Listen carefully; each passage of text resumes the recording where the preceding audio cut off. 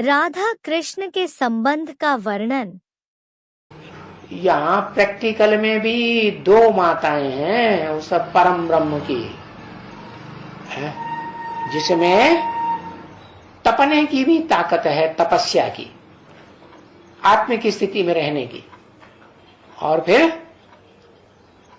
है, तपना का ज्यादा काम ज्यादा तपस्वी पुरुष बनते हैं कि स्त्री चोला बनता है।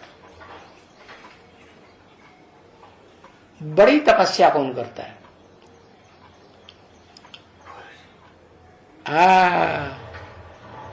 जो ज्यादा तपती है आत्मा, वो है आदम की आत्मा।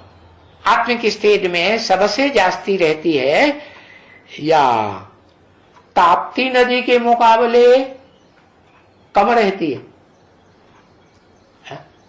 ताप्ती माने स्त्री चोला या पुरुष चोला? कौन हुई ताप्ती? बिचारी बहुत तपती है?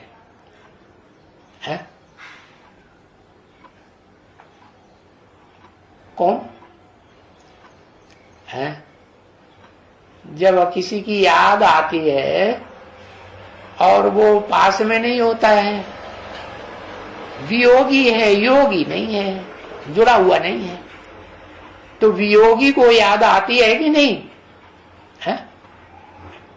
वियोगी होगा पहला कवि, आ से उपजा होगा ज्ञान, निकल कर नैनों से चुपचाप वही होगी कविता अनजान।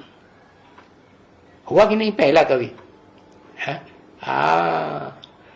तो वो पहला कवि वो माता है जो याद करती है, और वो प्राप्त तो नहीं होता है।